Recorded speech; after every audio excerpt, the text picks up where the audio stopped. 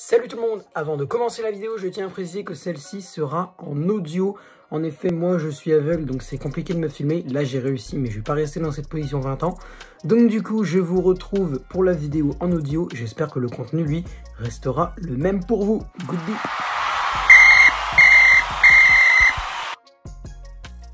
Yo tout le monde, c'est le football à l'aveugle. On se retrouve aujourd'hui pour le débrief de la finale de la Coupe de France entre l'AS Monaco et le PSG.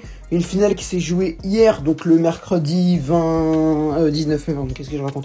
Le mercredi 19 mai entre 21h15 et 23h. Une horaire assez inhabituelle et un match franchement assez ennuyant. Le PSG s'impose 2-0 à Monaco. But de Mauro Icardi et de Kylian Mbappé. Mais bon, on peut pas dire que ça a été un match ultra, méga, giga, tétra, cool. Ça a été un peu chiant, un peu ennuyant. Franchement, bon, le match était diffusé sur France 2, donc tu pourrais le voir en clair. Mais je pense que les téléspectateurs ont surtout dû s'ennuyer parce que, à part la barre de Gelson Martinez, je crois que c'était lui qui a fait ça, et les buts de Mauro Icardi et de Kylian Mbappé, eh ben, on n'a pas eu grand chose à se mettre sous la dent. Le PSG a surtout géré le match. Monaco a été quand même un peu plus offensif en seconde mi-temps, j'ai noté ça, mais pas assez malheureusement. Wissam Ben Yedder, lui, il est sorti grave tôt. Wissam Ben Yedder, je pensais qu'il allait rester, mais il a été remplacé par Jovetic, et franchement, Jovetic, son entrée, malgré la défaite de son équipe, eh ben, franchement, l'entrée de Stéphane Jovetic, elle m'a plu. Je crois que c'est lui qui fait la barre transversale, en fait, je sais plus. Je crois que c'est... J'hésite entre Martinez et Jovetic, mais je crois bien que c'est Jovetic, en fait. Donc Jovetic, il a fait quand même une bonne entrée. Il y a eu aussi l'entrée de l'entrée de Fabregas qui a été très bon aussi. Et bon, le point noir côté Monaco avant de passer à Paris, c'est quand même Axel Disasi. C'est un joueur que j'ai beaucoup apprécié quand il était au stade de Reims. J'étais pas ravi quand il était allé à Monaco parce que c'est pas un club que je supporte plus que ça non plus, tu vois. J'aurais bien aimé aller le voir, je sais pas, à Rennes, un truc dans le genre, dans un club que je peux suivre. J'ai rien contre Monaco, mais Rennes, c'est un club que je suis un peu plus, dans lequel je regarde un peu plus les matchs, tu vois. J'aurais bien pouvoir garder un œil sur Disasi, mais il est parti à Monaco. Et bon, on peut pas dire qu'à Monaco, il se soit vraiment imposé un Axel Disasi. Moi, j'ai pas souvenir d'un grand match de Disasi avec l'ASM, donc bon, à voir dans le futur. Mais pour le moment, les matchs que j'ai vus d'Axel Disasi ne sont pas franchement exceptionnels. Du côté du PSG, quoi retenir? Bon, Keylor Navas, très solide. Il a dû faire 2-3 parades intéressantes pour nous sauver quand même. Hein. Monaco était quand même assez agressif. Un petit peu offensif des fois sur certains trucs, sur certaines occasions. Mais bon, pas assez pour inquiéter le PSG, qui lui a pas forcément été très dominateur non plus, mais a surtout été clinique, comme face à Montpellier. Non, c'était un peu... À Montpellier, je trouve qu'il y en a qui disaient qu'il n'était pas clinique. Mais bon, le PSG a pas eu masse d'occasions non plus. Donc pour moi, c'est Montpellier a été plus clinique que Paris, c'est sûr. Avec Laborde et Delors, ils ont été beaucoup plus cliniques que Paris. Je crois qu'ils ont eu de leurs 4-5 occasions, ils en ont mis 2. Mais je trouve que Paris n'a pas non plus été ultra... Enfin, je sais pas trop, je me souviens, ça fait déjà une semaine et tout, mais non, le PSG n'a pas... Bon, ils ont eu beaucoup d'occasions, mais ils n'ont pas eu des masses et des masses et des masses non plus. Donc, quand même assez clinique sur le match face à Montpellier. Et là, très clinique hier, ils ont eu 5, 6, 7 occasions, truc dans le genre. Ils en ont transformé 2. Icardi sur une passe décisive de Mbappé, si je me souviens bien. Et Mbappé sur une passe décisive de Angel Di Maria. À noter qu'Angel Di Maria fait sa 104e passe décisive avec le PSG. Et il dépasse donc Safet Suzic, qui avait fait donc 103 passes décisives avec le Paris Saint-Germain. Et c'est elle a donc 104e pour Di Maria. Je pense que d'ailleurs c'est pas la dernière parce que on n'a pas parlé d'un départ. Alors, donc comme je disais, Keylor Navas, assez intéressant. Il a fait 3-4 parades pour sécuriser les cages du PSG. En défense, alors je vous dis tout de suite, la compo ne me plaisait absolument pas. Déjà, bon alors, moi j'étais sur le live d'AZ Story. Donc j'ai râlé un peu sur Neymar, sur le fait qu'il soit pas là. Après je me suis rendu compte qu'il était suspendu. Bon, on va pas revenir sur les raisons de sa suspension. Et de toute façon, je n'ai pas trop suivi l'affaire, donc je peux pas vous dire « Ah là là, c'est n'importe quoi, c'est scandaleux ». Je ne sais pas. Mais par contre, moi ce que je sais, c'est que Thilo Kehrer en défense centrale... non, Thilo Kehrer, il a mis à droite. Non, c'est ça. Kehrer en défense centrale, je veux bien. Mais pour une fois qu'il le met bien en défense centrale, ok. Mais il y a avec Kimpembe qui était mieux. Et en plus, Diallo à gauche. Alors moi, je sais que Diallo à gauche, il est bon. Hein. Je le sais. Abdou Diallo à gauche, il est pas mal. Mais pour moi, c'est un défenseur central. Et quand tu as la possibilité de foutre, à la limite, tu veux pas foutre Kimpembe. Bon, c'est ton choix. Moi, non, mais c'est ton choix. Mais quand tu as la possibilité de mettre Diallo à la place de Kerrer en défense centrale et de pourquoi pas mettre, je sais pas moi, Bakker à gauche. Tu vois, tu mets Bakker à gauche. Voilà, ben, c'est parfait comme ça. Tu mets Bakker à gauche et en centrale, tu mets Diallo Marquinhos. Diallo, demain, c'est un défenseur central. Ce qui fait qu'il doit être au centre. Non, mais il y avait besoin d'expliquer. Mais genre, pour moi, c'est un défenseur central. Il est pas mauvais à gauche, d'accord. Mais quand tu vois ce qu'il nous a mis à la place de Kimpembe en défense centrale, bah moi je dis j'aurais préféré voir Diallo en défense centrale à la place de Thilo Kehrer. Après, je dois bien avouer que Thilo Kehrer n'a pas fait un match horrible. Ça va, il a touché la balle quelques fois. Il a eu fait, je crois, une bonne intervention une fois sur une occasion azuréenne.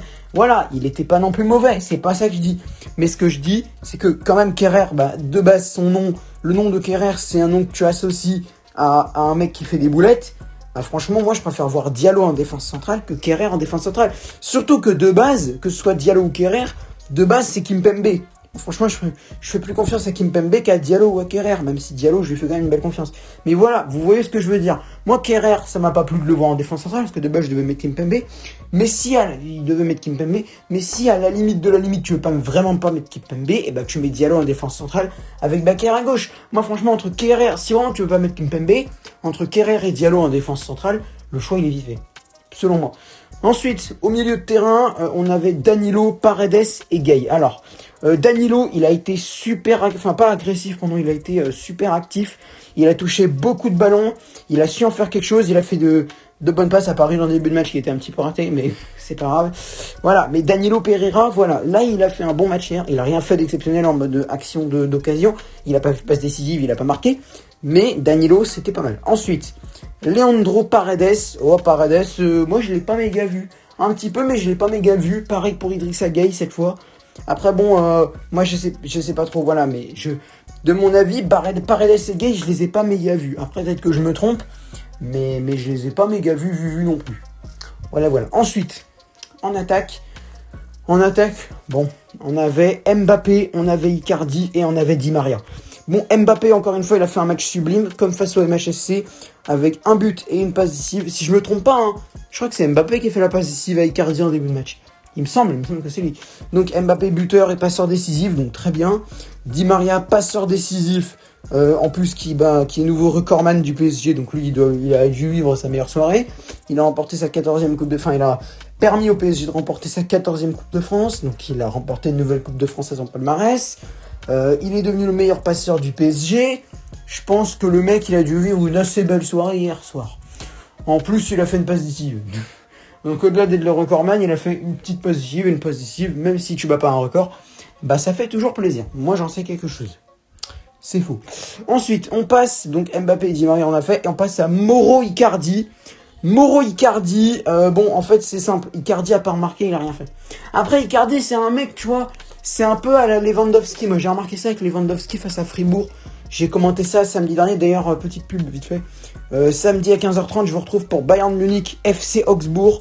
Donc voilà, pour la 34e journée, on va voir si Robert Lewandowski bat son record, bat le record de Gerd Müller. On va voir ça en live. Donc du coup, pour en revenir au match, tu vois, Icardi c'est un peu comme un Lewandowski. Tant qu'il a pas la balle, eh ben il sera pas actif, il fera pas des trucs, tu vois.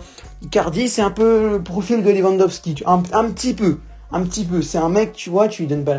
Faut qu'il ait la balle, lui. Il va pas aller la chercher lui-même. Lui, il faut qu'il ait la balle pour en faire quelque chose. Et tu vois, Icardi, à part son but, je crois qu'il a touché quoi, 3-4 fois la balle. Il a fait une, non, il a rien fait d'autre, t'as pas remarqué. Mais après, ça veut pas dire qu'il a fait un mauvais match, hein. Ça veut pas dire que, dans le rôle où il est, dans le poste où il est, en mode, oui, moi, je reçois les ballons, je vais pas les chercher. Il a fait un bon match. Après, si son rôle, c'était d'aller chercher les ballons, d'être vraiment grave actif dans le jeu, là il aurait fait un mauvais match. Mais étant donné que lui il préfère recevoir les ballons plutôt que d'aller les chercher, bah ça va, il a quand même fait un bon match, il a marqué, voilà, moi je dis Icardi ça va, mais après c'est pas une grande amélioration, il a pas fait un super match, mais il a fait un match à la hauteur, il a marqué, il a permis à Paris de gagner 2-0 au lieu de 1-0, il a permis à Paris de ne pas attendre 80 minutes avant d'avoir un but, parce que je pense que là je me serais endormi au lieu de rester debout dans ma chambre à faire les 100 pas en attendant un but. Voilà, Icardi, il a pas fait un mauvais match. Dans la mesure où lui, il va chercher les ballons, il va recevoir les ballons plutôt que d'aller les chercher, ça va. Bref, donc du coup, le PSG s'impose 2-0 à Monaco, but de Mauro Icardi à la 20 et quelquième minute et but de Kylian Mbappé à la 80 et quelquième minute. Je crois que c'est ça, 80e, un truc dans le genre. Donc, voilà. Bon, petite vite fait sur la composition d'équipe. Marco Verratti, j'aurais bien aimé le voir au milieu de terrain. Ou alors à la limite, si tu veux pas mettre Verratti, mais Rafinha, s'il te plaît. Bref. Bon, Icardi, je sais, il y en a qui ont râlé, ils voulaient voir Moïskine. Franchement, au vu de ce qu'il nous a proposé, bah, je dis pas que Moïskine il a été mauvais, mais Icardi nous a marqué un but. Moi, je dis, ça va, pour cette fois, c'est bon. Pour cette fois, c'est bon. Mais je trouve que de base, alors c'est peut-être très risqué, hein. C'est peut-être extrêmement risqué, d'accord. C'est peut-être extrêmement risqué. Mais moi, franchement, je te dis tout de suite, pour Neymar, il est un peu obligé. Mais pour moi, quand tu disputes une finale, peu importe le match que tu as derrière, bah t'es obligé de mettre la meilleure compo que tu as. Et la meilleure compo que tu as, c'est pas Kerrer Marquinhos en défense centrale, et c'est pas Danilo Paredes Gay au milieu, clairement pas. Bon encore, comme je disais, pour l'attaque, il a pas trop de choix, mais le milieu, ben il aurait pu mettre Verratti, ou à la limite Rafinha, comme je disais, s'il veut pas se mouiller, s'il veut pas avoir peur. Et en défense centrale, comme je disais pareil, si tu veux vraiment pas mettre Kimpembe, et ben tu mets Diallo en défense centrale avec Marquinhos, parce que c'est beaucoup plus sûr que Kerrer selon moi, avec à gauche, Michel Baker.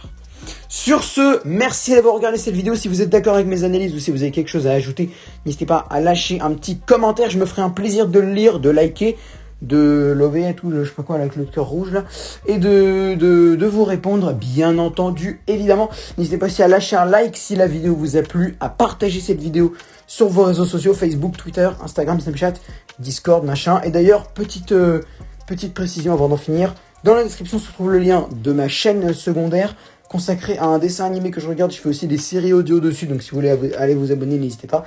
J'ai aussi le lien de mon compte Instagram et de ma page Facebook. Sur ma page Facebook, il y aura beaucoup d'actualités autour des lives. Donc le live, d'ailleurs, Bayern Augsbourg, il sera annoncé ici dans les prochaines heures, voire demain. Et le compte Instagram, c'est là où je partage mes vidéos, et il y aura peut-être des trucs aussi. Ou alors, si vous voulez me contacter en privé, bah, c'est par Insta. Et n'hésitez pas aussi à rejoindre mon serveur Discord, car vous pouvez également me contacter par là, ou même sur la page Facebook si vous voulez. Bref, vous avez beaucoup de moyens de me contacter. Sur ce, merci d'avoir regardé la vidéo. Et je vous souhaite une bonne journée, parce que moi je fais cette vidéo, il est presque 10h du matin. Je suis tout seul à la maison, donc c'est magnifique de pouvoir parler comme ça. Parce que moi de base j'aurais pu faire cette vidéo largement hier soir, hein.